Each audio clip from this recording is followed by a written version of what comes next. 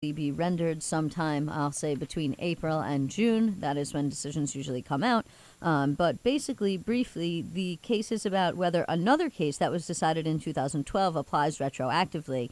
And what we're really talking about is people who were convicted of homicides or murders prior to them turning 18, who were sentenced to mandatory life without parole, and whether or not a previous ruling, Miller versus Alabama, applies to them retroactively. So I'll get into more details about that later on in the show. Definitely. So we have a lot coming up today, and if you guys want to let your voice be heard, you can always call us up at 212-650-6903. You can tweet us at BeHeard_radio. Shout out to Chris Thomas, who's retweeting us already. So tweet us there, guys, and we'll be right back after this quick break. Count a couple hundreds, flip a couple. Time to hit the plug now, need another flip. Counting all this money, got me filthy rich. Wake up in the morning, all I think is flip. Count a couple hundreds, flip a couple. Time to hit the plug now, need another flip. Counting all this money, got me filthy rich, baby, that's my trap love. Hey, baby, that's the trap love. Trap drugs, hey, suit gang with some trap laws. Hey, I wake up in the morning, all I think is flip. Hey, count a couple hundreds, flip a couple. Hey, gonna hit the plug now, need another flip. Hey, counting all this money, got me feeling rich. Baby, that's the trap baby. She won't run around with a trap star, baby. You know they watch me like a plasma. Cut your breath, get asthma, baby.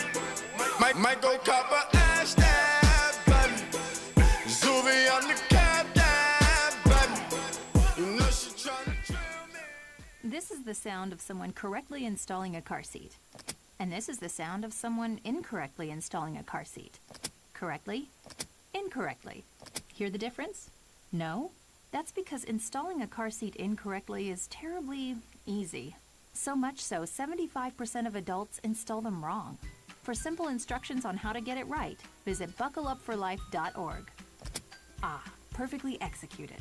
Brought to you by Cohen Children's Medical Center. Think it's a game. Oh, daddy, daddy, what? Daddy, I'm back. Walked in, 30,000 in my pocket, had them getting go jail like $50,000 on you. You want me, gotta screaming like ooh. Cause I got a check, niggas on the flip. I ain't got a flip, but I got it. Ooh. Get out some mix, she gon' wanna sit. Every nigga go in the set. Now she screaming like ooh. How much you made? Made $2 million off of me. Tell you had them wood like ooh. They tried to drop me with a case, but you know I had to skate it. I was ooh. I ain't pay my cell phone bill, so I called for a friend, and the phone said, ooh. But I still went to the club on a Tuesday night, even though the bill wasn't paid. I had to pay my rent, but I saw I could get a bottle just for $600. I said, All right, guys, we are back. This is Let Your Voice Be Heard, where Stanley is letting his singing voice be heard. I have a wonderful voice. He actually can sing. You just do like parodies. The Just last like mess around. time I sang, a homeless person cried. Stop. He may have been high on K2, but I'm pretty sure that it was my voice. I said, who? And he said, You probably made I him think cry. that was the reaction to the NYPD coming, not to you.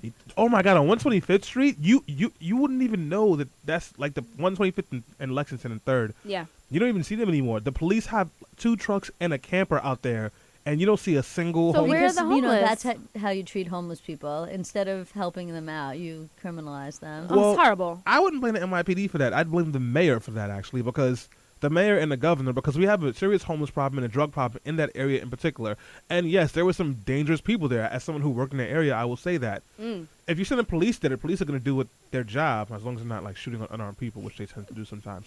But anyways, they're going to do they're going to do what they're paid to do.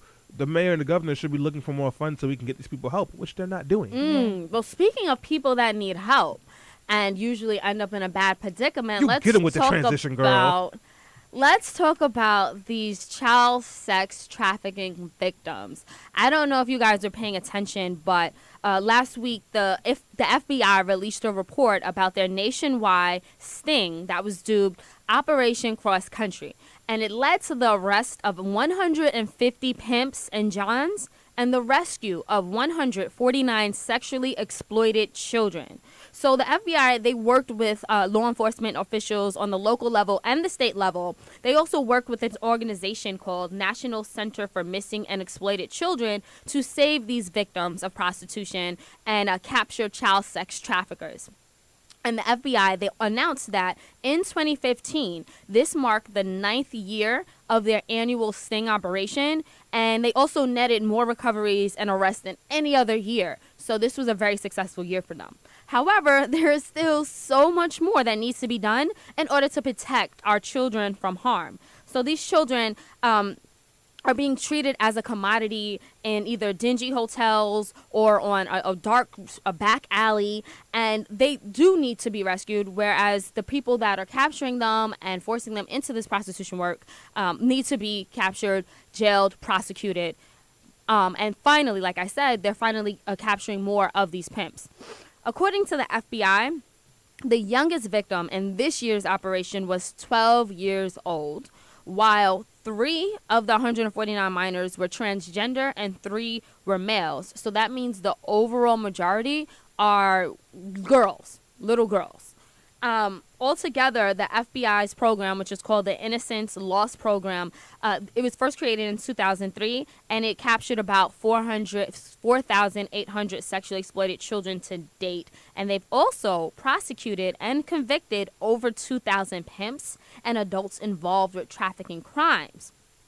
However, I mean, if you look at today, like in 2003, the internet wasn't as prominent. We didn't have as many social media networks and apps, but now we do. And that makes it harder. Well, it makes it easier for pimps to actually buy these children, sell these children, and enslave these children and make them sex slaves. So we have a lot to talk about, guys. And again, if you want to let your voice be heard on this crucial issue, the number is 212-650-6903. Do we have the guest on the line? Yes, we do. Okay. To help us, we have an expert on the line. His name is Gonzalo Martin. Oh, my goodness. I'm sorry, guys. Martinez D. Vidia. Sorry about that.